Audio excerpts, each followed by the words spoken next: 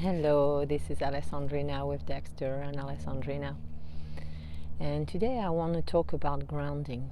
Right now I'm at the airport Mesa vortex in Sedona, and the energy here that emanates is very grounding.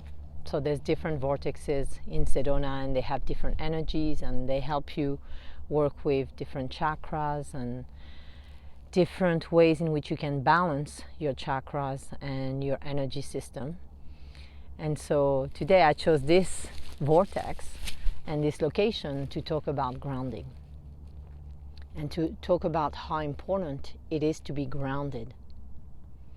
So we live in a world where we use the mind so much, and when we use the mind so much and we're thinking and thinking and thinking, that tends to unground us. The emotions that are associated with all of that thinking and the emotions that generate the thinking tend to lead us to feeling ungrounded and not supported, not safe, not really able to perceive reality as it is in the present moment, and not able to therefore make optimal choices that are going to be in alignment in the present moment with your highest and best good and with your intentions.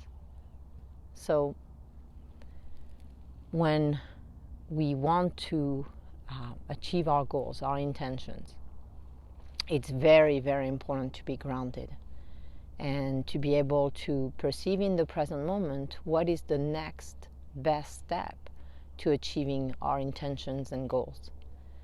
And that level of groundedness gives us the ability to really assess, evaluate what is most optimal in every moment.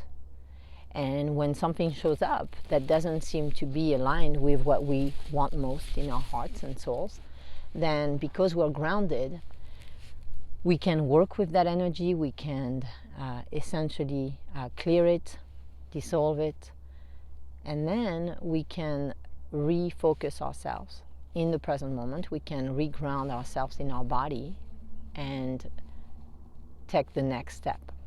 So let's say, for instance, you were on a path and there was a big boulder on your path and you couldn't walk forward because of the boulder, then you would find a way to go around the boulder or to move the boulder or to work on clearing the energy of the boulder so that you can continue on your path. So that's a metaphor for the obstacles, the misaligned parts of ourselves that show up in our lives and that tend to unground us. Or if we begin not necessarily being grounded when working on our intentions and goals, then the same thing can happen. We can start to essentially process the past and imagine that the past is going to reoccur and project that onto the present moment or the future, and that ungroundedness tends to unground us even more and makes it even more difficult to make optimal choices. So grounding yourself is key, and you can do that. There's many different methods to do that. You can look them up. You can look grounding meditation, grounding techniques. And then it's really a matter of allowing yourself to feel how present are you in your body. It's that simple. All the grounding meditations are all there to point the way to you feeling present in your body and feeling comfortable in your body and allowing for earth energy to flow through you so that you can continue to feel supported, resourceful, and present and at peace. So the grounding does that. The grounding, again, with whatever methodology you use, will give you the capacity to feel like you are supported, you are helped, you have a foundation, you are stable. And when we didn't get that as children, that can be challenging for us to learn to ground ourselves in our body, because if we had parents who were ungrounded, or if we lived through certain challenging situations as a child, then we can tend to kind of escape our bodies and escape the present reality through the mind.